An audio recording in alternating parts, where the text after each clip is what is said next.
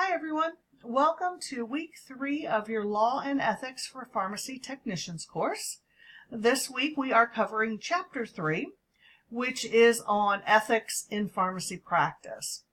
So this week we're going to be looking at things like ethics, morals, values, what are all of those things, and how are they the same, how are they different, and how do they affect us in the workplace.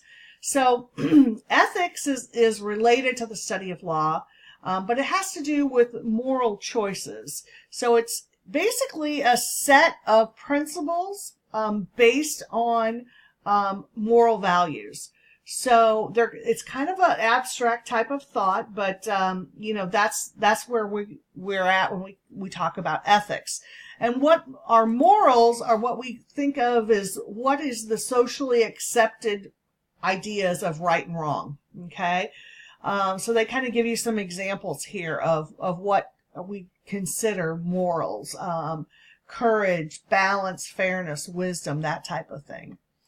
Values are the rules about right and wrong. Typically, we don't really think about them until something happens, right? So how to, how we relate to each other and that type of thing is all about values. So the study of bioethics is how, just a small part of ethics when we think about it in terms of the medical world. It has to do with how ethics applies to research and applications. So that's like things like, testing on animals and stuff like that. So that's what they're talking about there. And then they're going to go into how does the law relate to ethics? So how do we marry those two things up?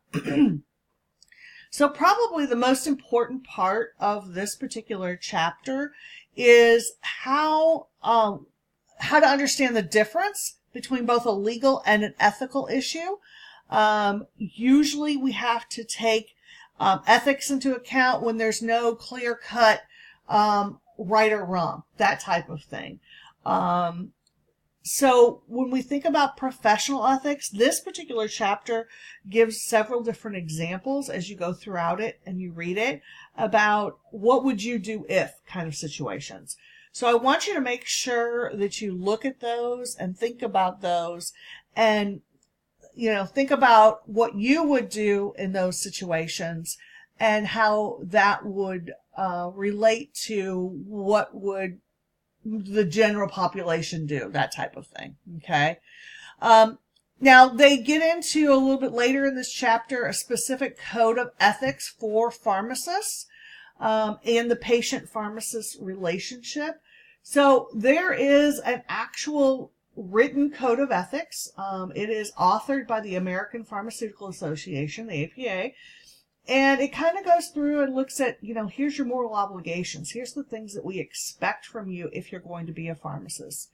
And then they include with that then the relationship between the patient and the pharmacist. Because obviously, if you're the patient, you expect a certain level of honesty, trust, those types of things, confidentiality from your pharmacist. If you're buying a specific medication that's for HIV or something, you don't you expect that your pharmacist, even if it happens to also be a friend, is not going to necessarily go out and tell everyone. So that's kind of what we're talking about here, is that particular code of ethics. And then there's also going to be a discussion in here about the code of ethics for pharmacy technicians, because there is one for us as well. And it's listed here. And the idea here is again, treating basically it's kind of the do unto others as you would have them do unto you kind of thing. What is it that you should be doing for your patient? If you were the patient, what would you want? That respect, treating somebody honestly, professionally, all of those types of things. And then, of course, making sure that you're doing your job correctly, right? So safely, appropriately, that type of thing. One of the key things I would like to point out on this particular slide is recognizing the limitations of your practice. Although it's very tempting sometimes to give advice, because people ask for it all the time.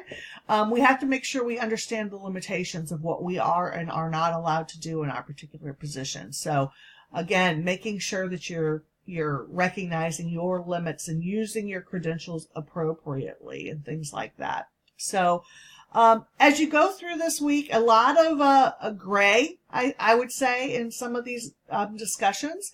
But, if you've got questions, if you've got problems with something, please make sure that you're reaching out to me, and have a great week.